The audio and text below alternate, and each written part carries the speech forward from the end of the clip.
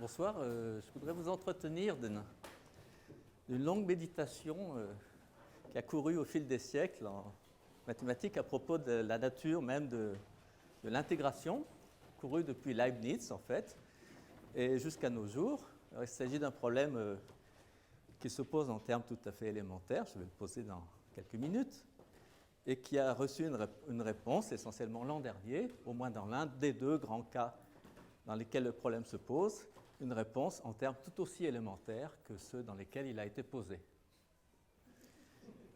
Le problème, c'est que l'intermédiaire, enfin les méthodes ne sont pas tout à fait élémentaires et que ça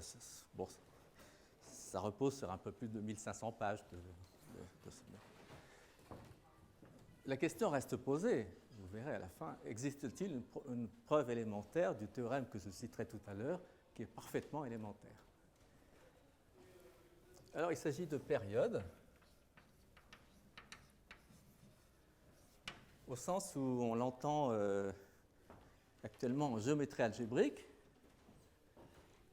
Alors, une période, c'est quelque chose qui s'exprime par un symbole composé de trois symboles élémentaires, le symbole somme, inventé par Leibniz, une somme d'une forme différentielle sur un domaine, où oméga est une forme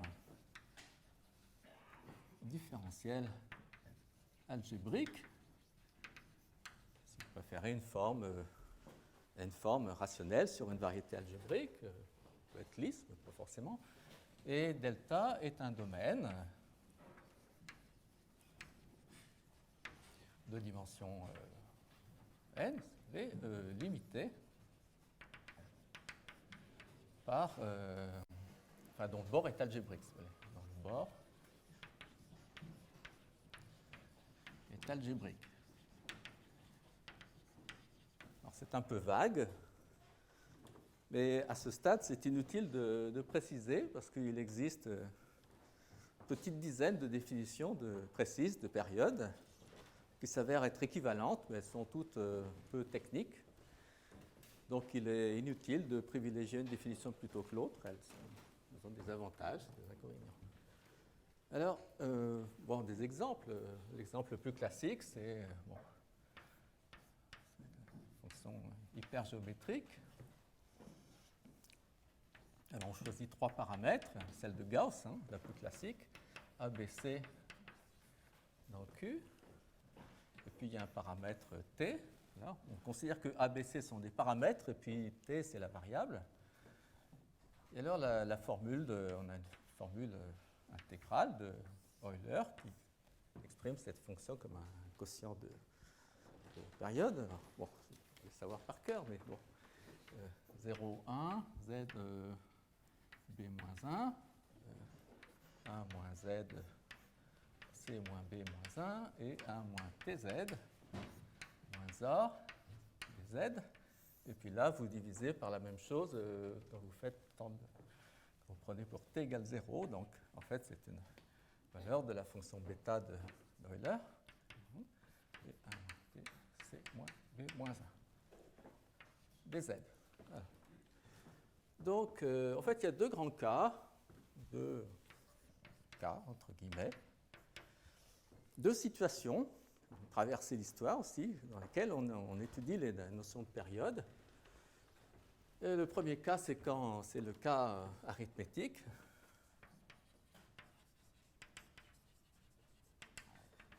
Essentiellement, c'est quand tout est défini sur Q. Donc, vous avez une forme différentielle algébrique, une variété algébrique définie sur Q, et le domaine est lui-même un domaine défini par des inéquations à coefficient dans Q.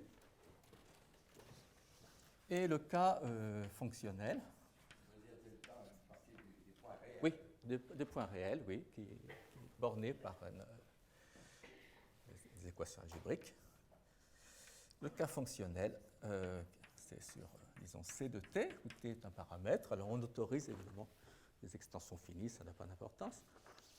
Alors, par exemple, vous pouvez voir ça dans cette fonction hypergéométrique dans chacun des deux cas. Si vous donnez à t une valeur rationnelle, par exemple, c'est généralement algébrique, eh bien vous avez l'expression de la valeur spéciale de la fonction hypergéométrique comme un quotient de deux périodes. Si vous considérez cette fonction comme une fonction vraiment de t, donc, la base étant le corps c de t, alors c'est une période, parce que ça, c'est finalement une constante qui ne joue plus aucun rôle. Alors, quand on regarde cette expression, il y a trois symboles maintenant, et le seul symbole qui ne soit pas algébrique, c'est celui-là, c'est l'intégrale. Et donc, effectivement, on s'attend en général, dans chacune de ces deux situations, à ce que ces nombres, ici, ou ces fonctions, ici, soient transcendantes en général. En général, on s'attend à la transcendance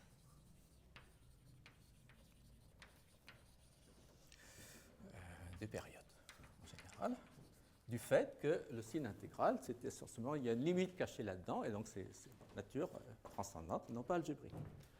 Alors on peut s'interroger sur les exceptions.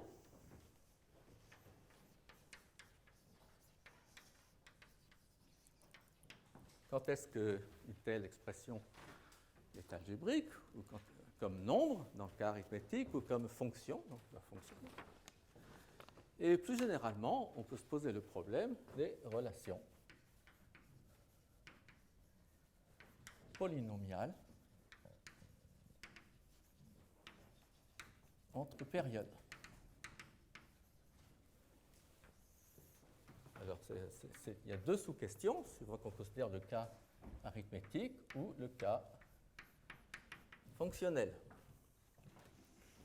C'est précisément de cette question dont je veux parler, et plus particulièrement dans le cas fonctionnel, où la question a été complètement résolue par Joseph Ayoub, dans un article publié cette année. Le problème a été posé, lui, par Leibniz, en fait. Je voudrais vous dire dans quelles circonstances. Donner un peu d'épaisseur historique à mon propos. C'est à propos d'un lemme absolument fantastique qui se trouve dans les Principia de Newton, le lemme 28 de Newton, 1687. Lemme auquel ni Leibniz ni Huygens, les premiers lecteurs, ne croyaient. Ce lemme est remarquable parce qu'il y a une série de controverses qui a commencé avec Leibniz et Huygens et qui s'est terminée de notre jour. C'est Arnold et Vassiliev qui ont dit que Newton avait raison. Qui ont donné une démonstration moderne qui recopie exactement la démonstration de Newton. Démonstration de Newton avec quelques détails en plus, bien entendu. La démonstration de Newton tient en une dizaine de lignes. Je vais vous donner l'énoncé, je ne peux pas résister au plaisir, dans la traduction de la marquise du Châtelet, la langue de Voltaire au service de la science de Newton. Donc c'est un lemme de transcendance, comme vous allez voir tout de suite. Il s'agit d'ovales. Donc les parties quelconques de toute figure ovale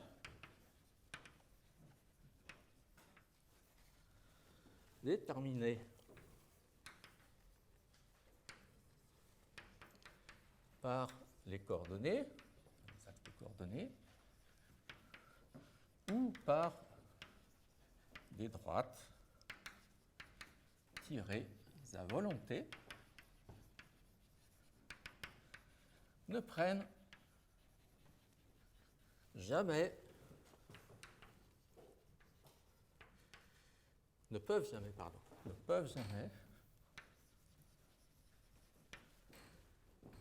être trouvées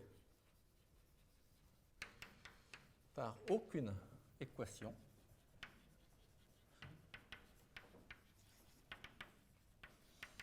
un nombre fini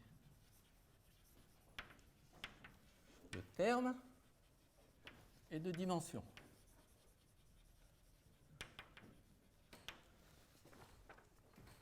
Bon, alors, de quoi s'agit-il? Je fais une figure qui n'est pas chez Newton. Il y a beaucoup de figures dans les Principia, mais pas pour illustrer ce lemme.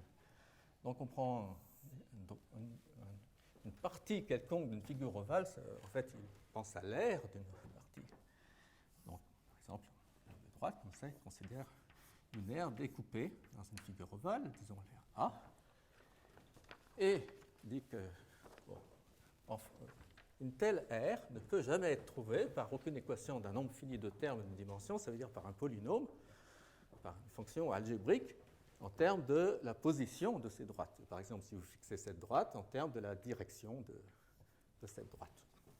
Autrement dit, l'aire A, découpée par cette droite D qui varie, à partir de, est toujours une fonction transcendante de la direction D. Alors, démonstration.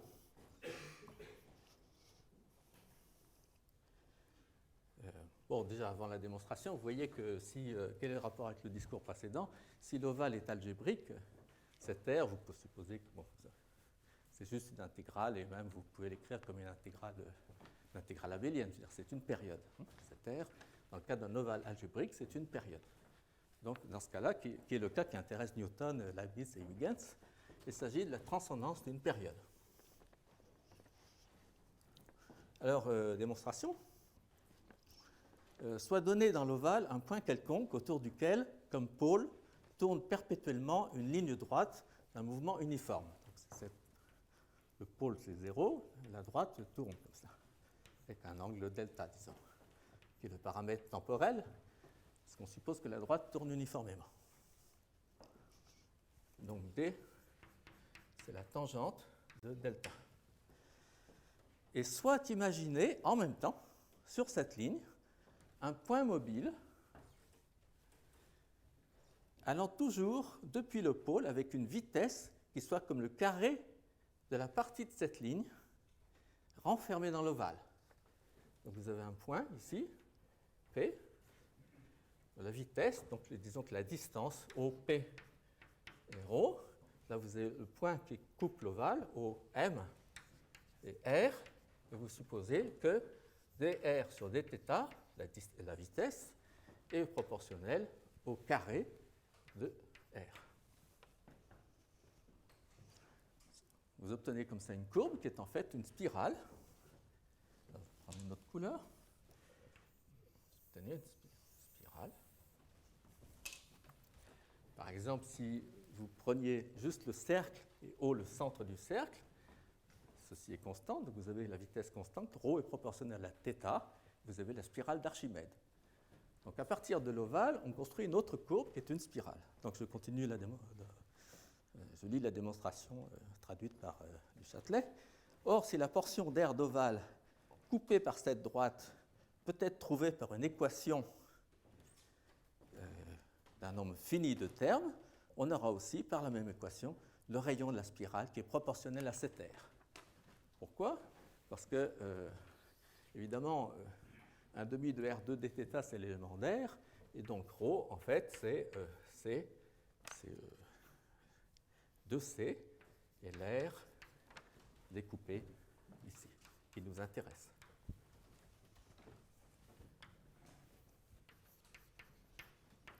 Donc maintenant, il est facile de conclure. Si l'air était algébrique, une fonction algébrique, en termes d'une fonction multiforme, comme on dirait aujourd'hui, mais algébrique de D, elle ne pourrait couper en fait la droite qu'en un nombre fini de points. Un nombre fini racine pour un polynôme. Or, on a une spirale qui coupe une infinité de fois cette fois. D'où contradiction, donc démonstration d'un théorème de transcendance. C'est tellement général que ça a vraiment bluffé Leibniz et Huygens. Et Huygens n'y croyait pas du tout. Il a commencé à donner des contre-exemples. Alors, il faut voir que cet énoncé contient deux ambiguïtés.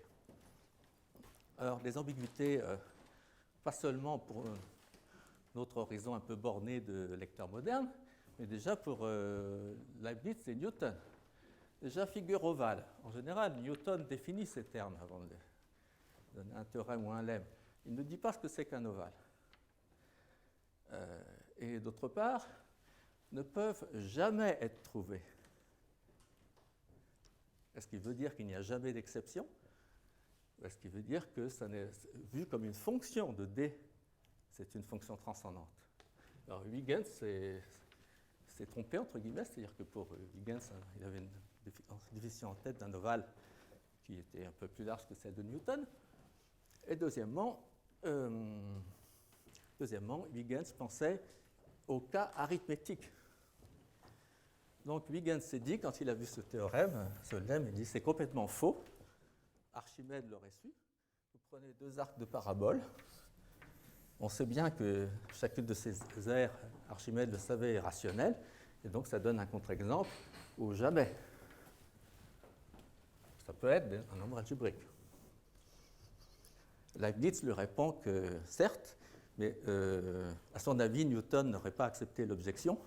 D'abord parce qu'il ne considère pas, pour lui, il y a deux points singuliers là et que Newton n'aurait pas accepté ça. Et deuxièmement, ce dont il s'agit, c'est d'une transcendance comme fonction. Et donc, à cette époque, la problématique s'est quand même beaucoup clarifiée dans cette correspondance entre Huygens et Leibniz, entre ces deux cas. Et Leibniz, à partir de là, a commencé une réflexion. Il est allé très loin sur qu'est-ce qu'on peut dire, quels sont les cas exceptionnels, comment prédire les cas exceptionnels de transcendance dans des cas, par exemple, fonctionnels, transcendance de période. Alors, quand même, je dis le fin mot de l'histoire, le lemme est vrai, tel quel, c'est-à-dire c'est vrai que cette fonction, l'air, à condition d'entendre par ovale une figure, enfin une courbe convexe et lisse.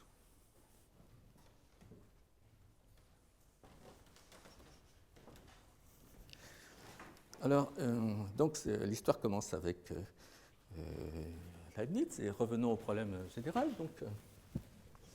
Donc le seul signe qui n'est pas algébrique dans cette histoire, c'est le signe de Leibniz, qu'il a introduit d'ailleurs un an avant la publication des Principia, en 1686. Oui, avant il notait OMN, omnes, notation de Cavalieri. Pascal aussi. Oui, c'est avant, oui, c'est lui qui a remplacé OMN par le signe somme. Alors, il y a quelques règles de base du calcul intégral. Par exemple, on sait que ce signe somme, tout transcendant qu'il est, il est au moins bilinéaire entre les deux arguments, c'est un bilinéaire, en delta et en oméga. Il est aussi multiplicatif, entre guillemets. Ça, c'est Fubini. Et puis, il y a des formules de changement de variables.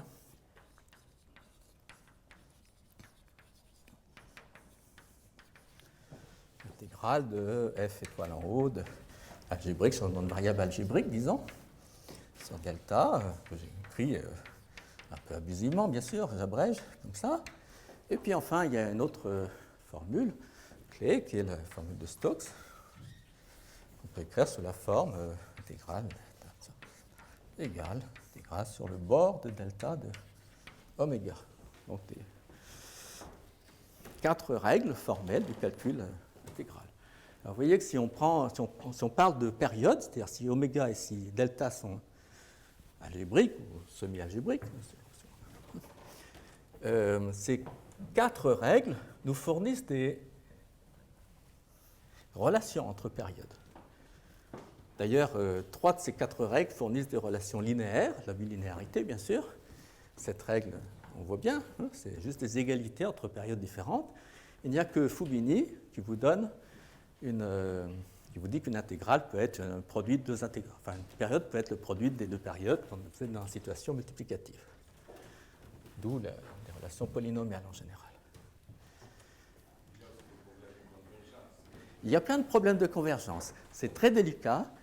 Il y a à peu près une centaine de pages qui étudie ça dans un livre tout à fait récent, accessible, je le cite, par Annette Huber et Stefan Müller-Starr. C'est très délicat, mais ils ont tout nettoyé. C'est écrit.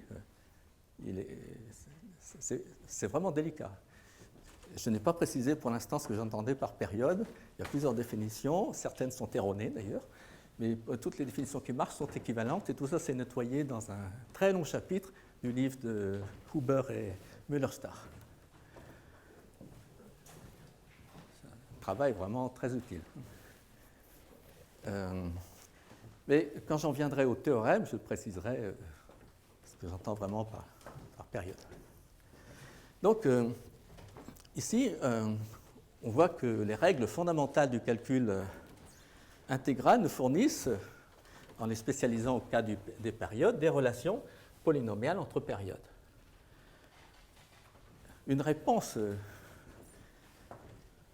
c'est une sorte de philosophème, qui est vraiment tout à fait dans l'esprit de Leibniz, ce serait de dire que la raison suffisante pour toutes les relations entre périodes vient de la nature même de l'intégrale, c'est-à-dire de ces 4 règles. On peut se dire que Leibniz aurait pu écrire ça. Mais en fait, il ne l'a pas écrit, et ça a été écrit pour la première fois 300 ans plus tard par Kontsevich, qui a posé cette conjecture, ici même d'ailleurs, lors d'une journée de la SMF. Donc, c'est plutôt un philosophème qu'une conjecture, parce que ce n'est pas très précis. C'est un programme de travail. C'est que toute relation polynomiale entre périodes provient des règles, des 4 règles du calcul intégral.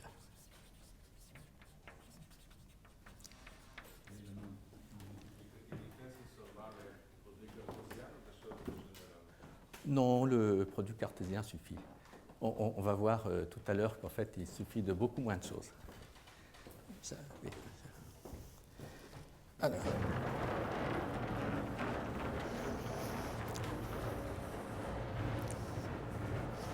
Oui.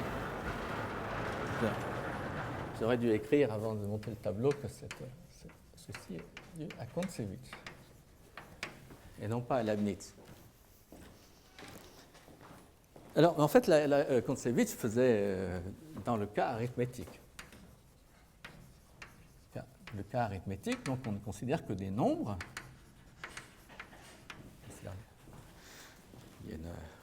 C'est une algèbre, en fait, qui est dénombrable, une algèbre de nombres, qui sont les périodes, sont des nombres complexes, et sa conjecture, c'est que toute relation polynomiale entre ces nombres provient des règles du calcul intégral. Alors, c'est une conjecture qui appartient à la théorie des nombres transcendants, qui paraît actuellement tout à fait inaccessible. Mais ce qui est très surprenant, c'est qu'on peut étudier le cas fonctionnel. Et alors là, Joseph Ayoub a proposé la même conjecture et l'a démontrée. Donc c'est de ça dont je veux parler. Alors je vais parler de la deuxième partie de cet exposé, c'est le théorème de Ayoub.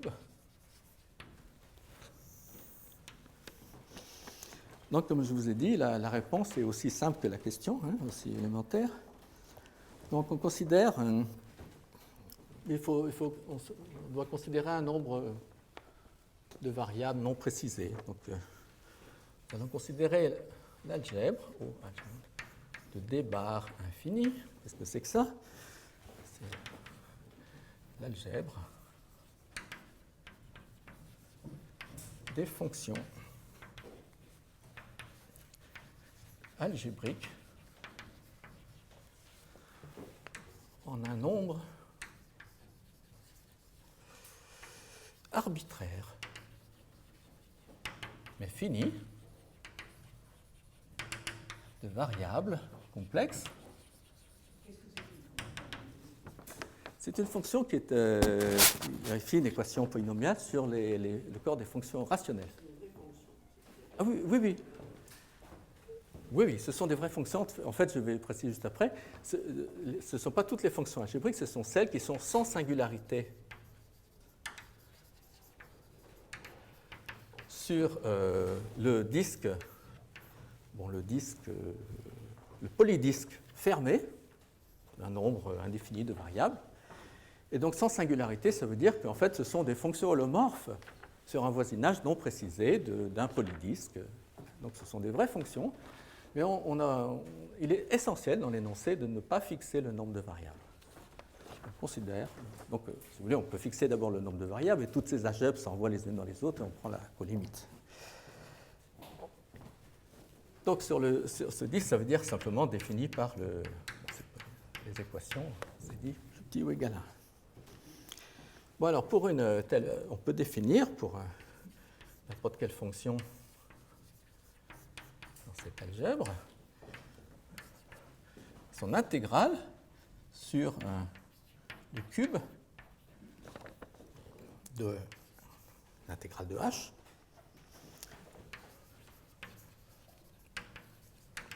est bien définie. Vous faites l'intégrale, si elle dépend que de n variables, vous faites l'intégrale sur le cube de dimension n. Puis si vous rajoutez des variables muettes, l'intégrale sur 0,1, ça vous donne 1. Et par Fubini, vous ne changez rien. Donc c'est parfaitement bien défini, cette expression. On les suppose continues. Sinon, on peut prendre au hasard une racine. Oui, oui, elles sont sans singularité, ça veut dire holomorphes. Holomorphes sur un voisinage non précisé du domaine défini par les équations.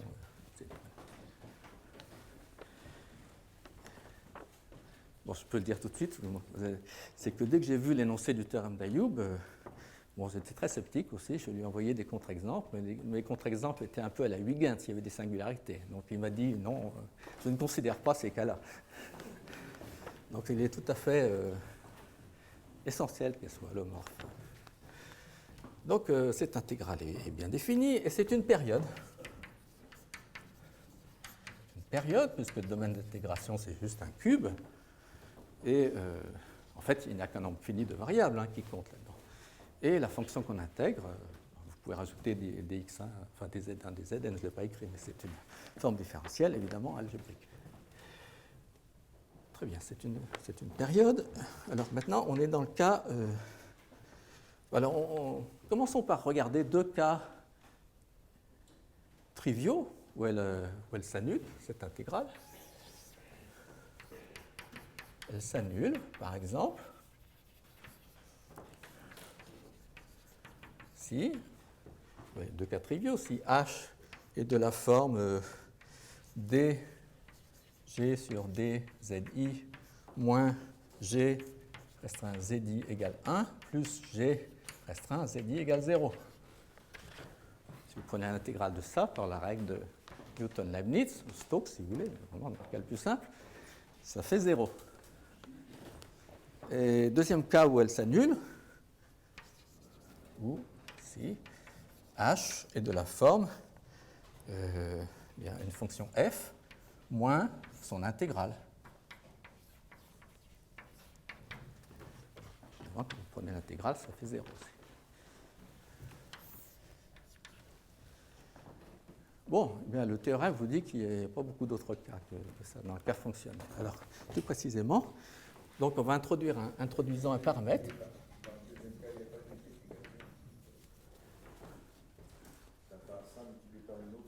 Oh, ça donne des cas en plus. Je n'ai pas encore cité le théorème. D'accord ? C'est le théorème. Je cite deux cas de base où cette intégrale, la période qu'on définit à partir d'une fonction algébrique, s'annule. Donc, introduisons un paramètre maintenant. T, donc on étudie le cas fonctionnel, parce qu'on ne sait rien dire sur le cas arithmétique pour l'instant. Et donc, je reprends les notations d'Ayoub. Je ne vous explique pas pourquoi il y a une dague là. Donc, voilà. Et avec cette dague, c'est l'algèbre des fonctions algébriques en un nombre fini de variables zi non précisées et en t aussi. Il y a une variable de plus. Et elles sont algébriques à la fois en zi et en t, en toutes les variables.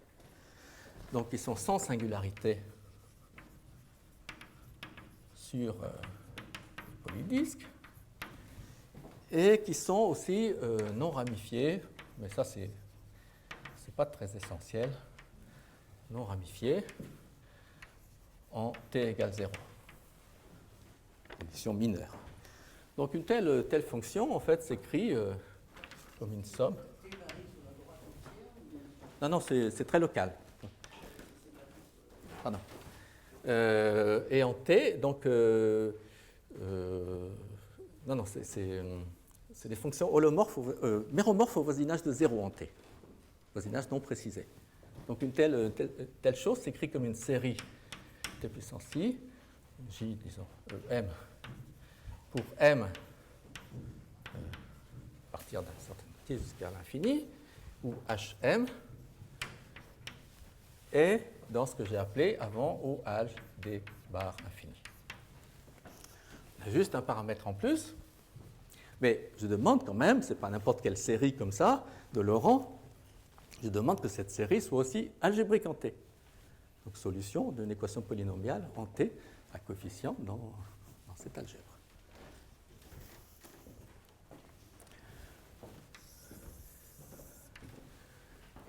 Autrement dit, c'est penser à l'équation hypergéométrique, je la regarde vraiment comme une série hypergéométrique.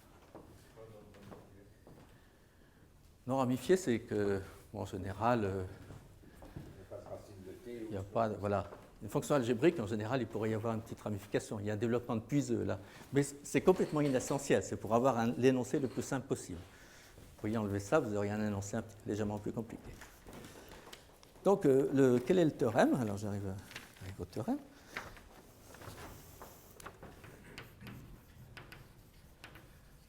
Donc, vous voyez, quand on a fait un saut d'un tiers de millénaire, en peu de temps,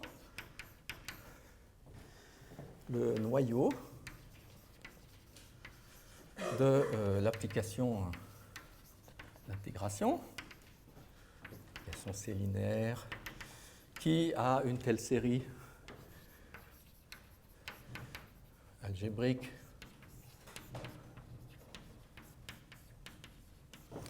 associe, eh bien, vous prenez l'intégrale des hm sur le cube, depuis t puissance m, donc c'est quelque chose qui vit dans C de t. Hein. Le noyau de cette application qui consiste à intégrer les coefficients de t est engendré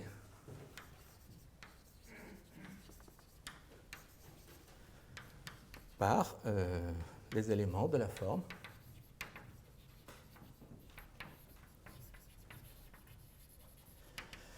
Alors, il y a deux types d'éléments. DG, on retrouve ce qu'il y avait tout à l'heure, sur DZI moins G, ZI égale 1, plus G spécialisé en ZI égale 0. Et aussi les éléments de la forme F moins intégrale sur le cube de F multiplié par l'élément H, où dans cette histoire, le I, c'est n'importe quel entier plus grand que 0. Et F, G, H sont des éléments de notre algèbre, là. Et en plus, pour appliquer Fubini, là, pour séparer les variables, je suppose que, d'une part, F ne dépend pas de T,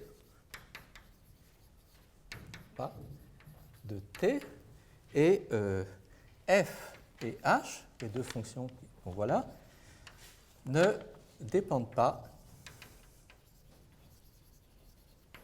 simultanément d'une même variable.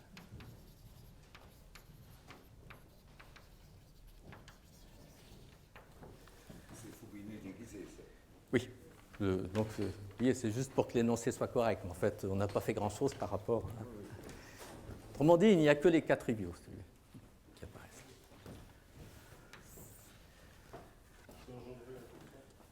Sur C. C, espace vectoriel engendré. Oui. Donc c'est beaucoup plus précis que de dire que l'idéal de. Vous voyez, c'est très très précis.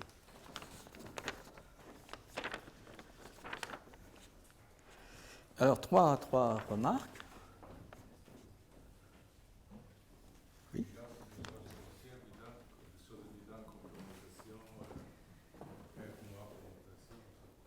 Très bonne question. C'est loin d'être évident. C'est loin d'être évident. Les permutations, effectivement, si on passe de z à 1 moins z, est-ce que ça se met sous cette forme?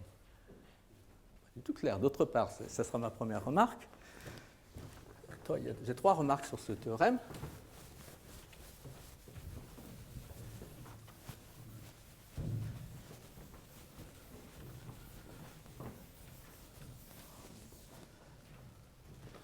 Alors, la première remarque, voilà, la première remarque, c'est, vous voyez que les deux relations ici ne dépendent que finalement, c'est Newton-Leibniz, c'est la formule de base du calcul intégral, c'est Stokes, degré zéro de la formule de Stokes. Donc, où sont passées les relations de changement de variable?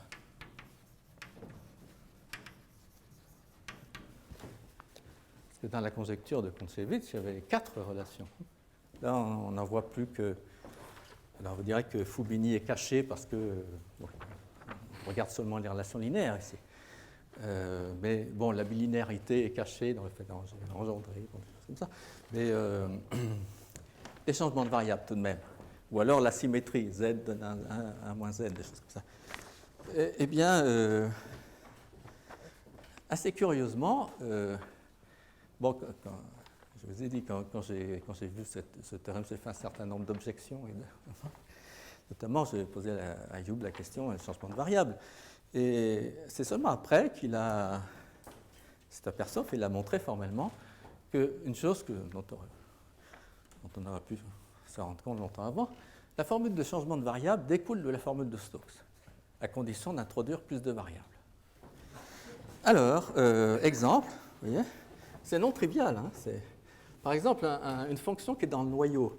Vous prenez h de z1, disons, une seule variable, hein, dans O h de d bar, et vous prenez une autre fonction f, disons, z1, f envoie d bar dans lui-même.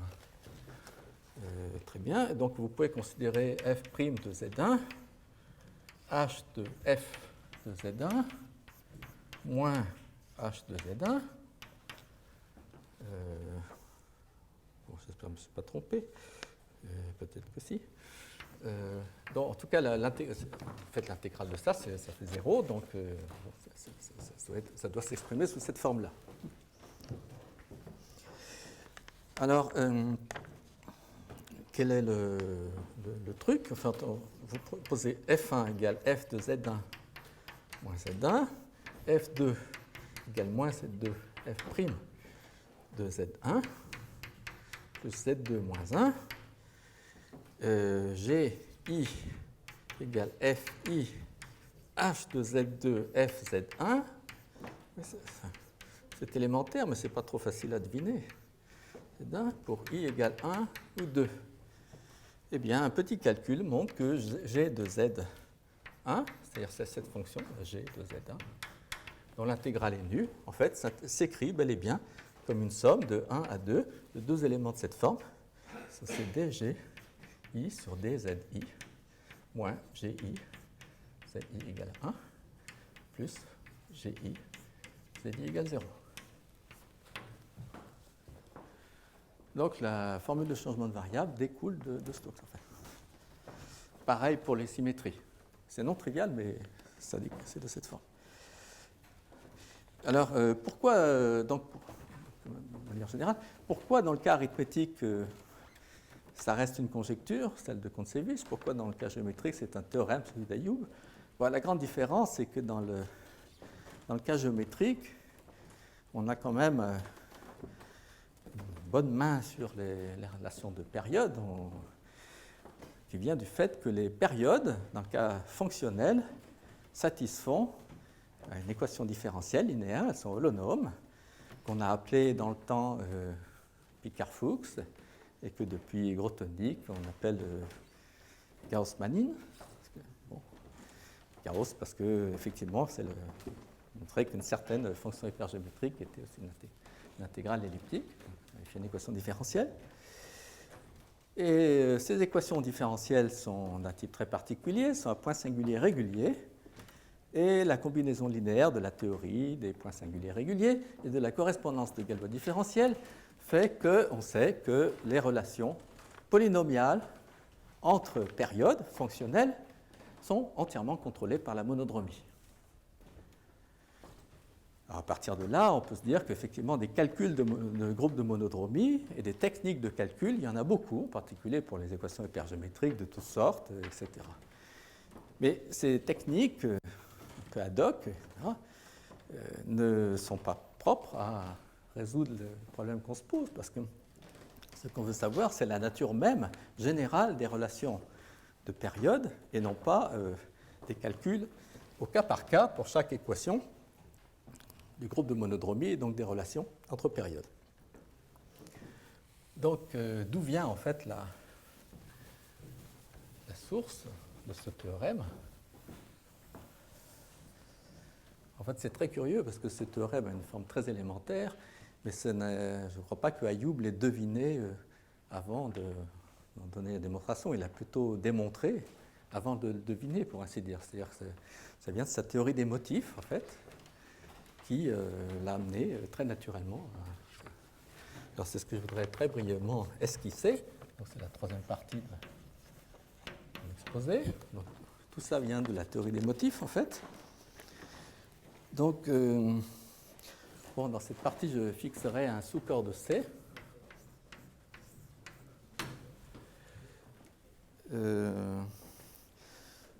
Alors c'est un programme de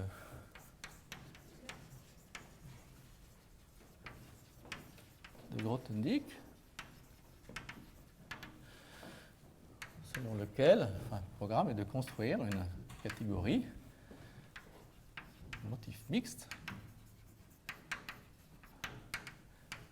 sur K, disons un coefficient rationnel, qui satisfasse les trois propriétés suivantes. 1, 2, 3. La première, c'est jouer le rôle, disons, jouer le rôle d'une cohomologie universelle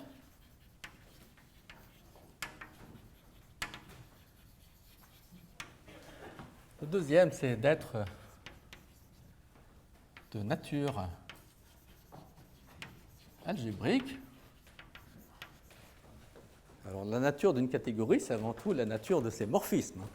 Donc, il s'agit de morphismes de nature algébrique. Je ne préciserai pas trop ici, mais c'est dans mon texte. Ça veut dire que les morphismes sont construits à partir de... L'input, c'est des correspondances algébriques.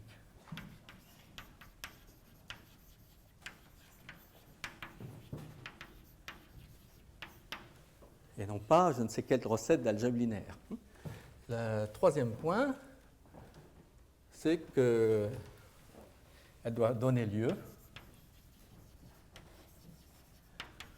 à une théorie de Galois motivique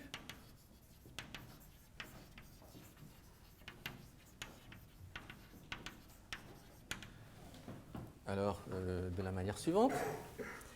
Comme c'est une cohomologie universelle, on a en particulier la cohomologie singulière à coefficient rationnel, appelée la cohomologie de Betti, donne lieu à un foncteur vers les espaces vectoriels de dimension finie sur Q, que j'appelle HB, cohomologie de Betti. Et ce foncteur doit s'enrichir, en fait, en foncteur vers représentation d'un certain groupe, Shebang group, sur Q, de Galois-motivique. La notation n'est pas fameuse parce qu'on pourrait penser que c'est les points K rationnels d'un groupe, mais il n'y a pas de G motivique. Hein. C'est une expression indissociable. Et en plus, ce premier foncteur doit être une équivalence. Autrement dit, les problèmes cohomologiques, universels, etc., devraient se transposer en des problèmes de représentation linéaire de groupes algébriques linéaires. Considérés comme accessibles. Voilà. Alors, on peut considérer que... On peut aussi ne pas considérer. Personnellement, je considère que ce programme est accompli.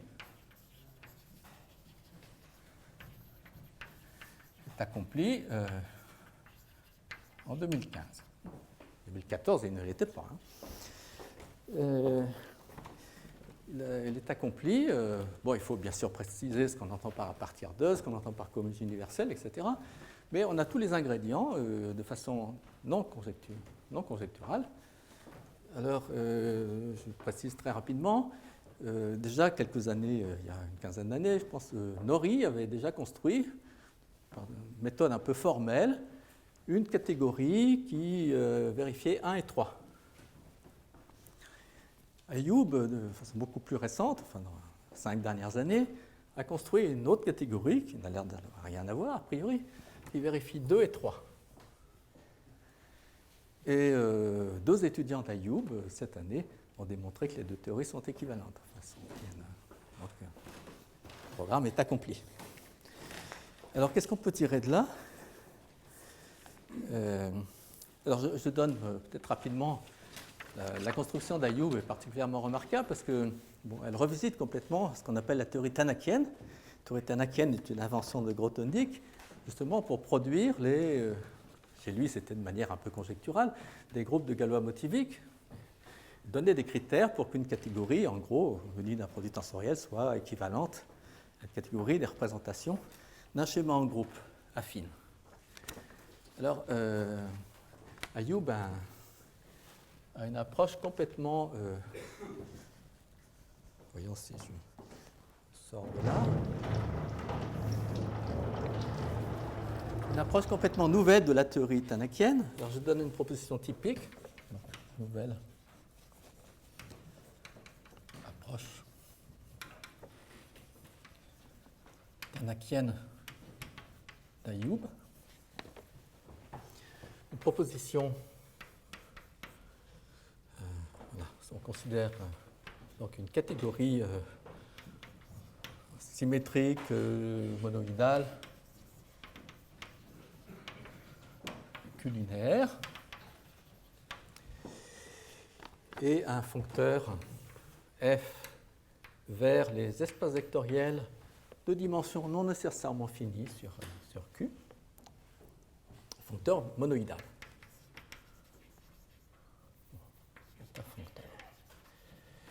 Et l'hypothèse, c'est que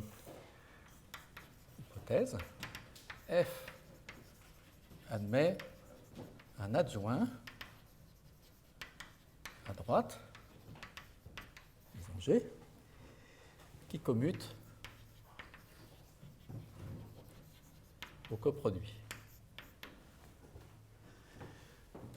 Et la conclusion, c'est que donc, si c'est une catégorie monoïdale, il y a un objet unité, que je note 1.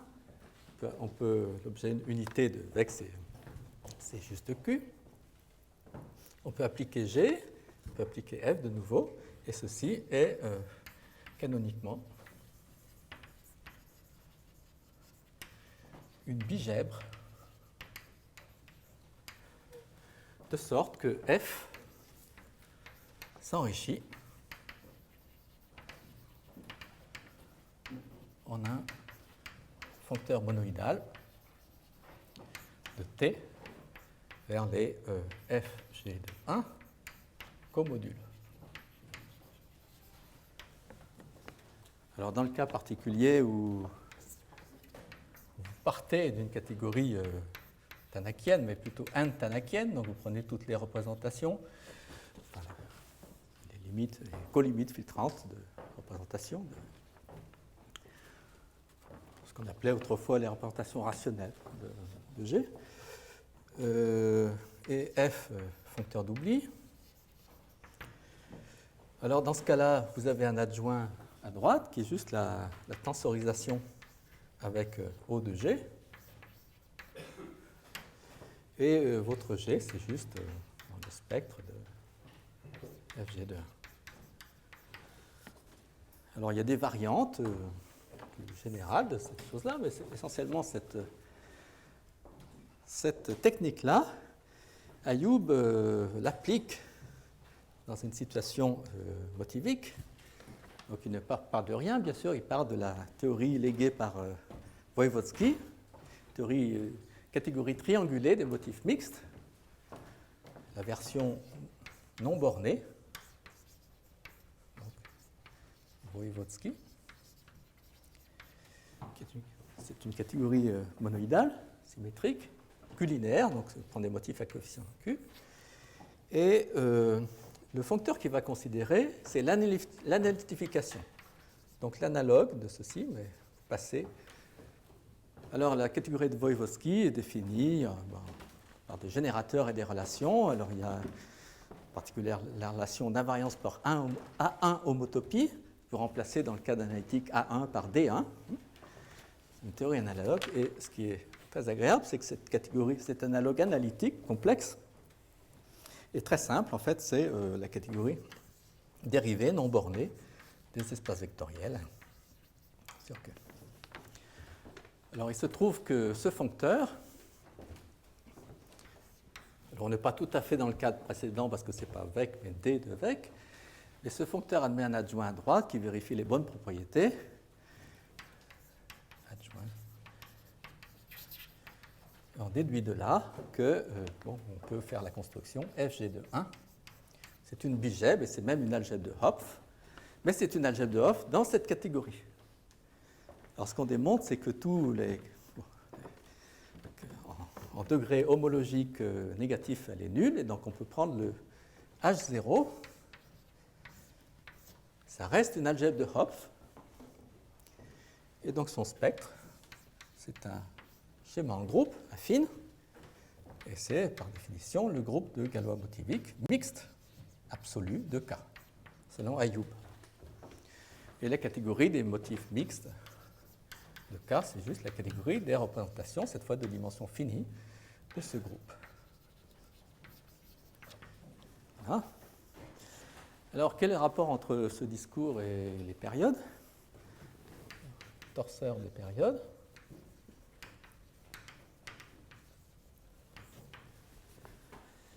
Alors, le torseur des périodes, d'où vient-il? Bon, déjà, les périodes s'interprètent comme une relation entre deux cohomologies. Donc, j'ai déjà parlé de la cohomologie de Betti. Il y a aussi, qui est de nature topologique, il y a aussi la cohomologie de De Rham, qui est de nature purement algébrique, qui dans le cas, si X est affine lisse, la cohomologie de De Rham algébrique de X, c'est juste la cohomologie du complexe de De Rham de X, algébrique. Et Grothendieck a démontré que ces deux cohomologies étaient comparables à condition de prendre des coefficients complexes.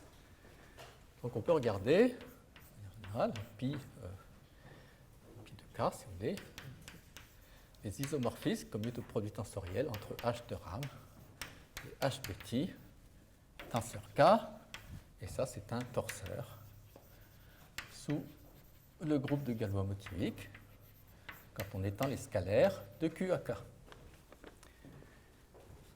Très bien, et en plus on a un point canonique qui est donné par l'isomorphisme des périodes. Point complexe canonique. Les périodes sont les coefficients, si vous voulez, des matrices que vous obtenez quand vous prenez des bases pour chaque motif de sa cohomologie de De Rham et de sa cohomologie de Betti. Alors, la grande découverte, pour ainsi dire, d'Ayoub, qui a fait démarrer toute l'histoire, c'est que grâce à cette formule complètement explicite, pour l'objet de Hopf, on peut donner une formule pour ce torseur. C'est-à-dire on peut le présenter. En fait, on peut donner même une formule pour FG de 1, après tensorisation des scalaires à C. Et la formule entre guillemets, est un complexe de De Rham infini. Donc, c'est un peu bizarre la première fois qu'on voit ça, mais moins J plus 1, etc. Ça se termine en infini 0. Ça, ce sont des différentiels de De Rham. Et ce complexe, moins J, formé de termes, alors c'est indexé par... on retrouve nos algèbres de fonctions algébriques sur le polydisque unité fermé, DZJ, alors, non, pardon, DZI, alors, les indices, c'est un peu pénible, ici, N moins I 0, et ici, vous avez I qui est dans N moins 0, et de cardinalité égale à J. Et qu'est-ce que veut dire cet indice? Ici, ça veut dire que l'indice I, ça veut dire que pour I appartenant à I, on regarde les fonctions qui s'annulent en Z I égale 0 et 1. En Z I égale 1. Donc en fait, si vous voulez, quand vous regardez le H0, là ici, de ce complexe, vous voyez apparaître exactement les relations que je disais tout à l'heure, les relations de Newton-Leibniz en fait. Voilà, alors on n'est pas tout à fait content à ce niveau-là, on n'a pas bien fait le lien avec le théorème, parce que dans le théorème, il s'agit de périodes fonctionnelles, et il s'agissait de développement en série. On regarde des relations polynomiales entre séries, d'un type particulier, ce sont des périodes.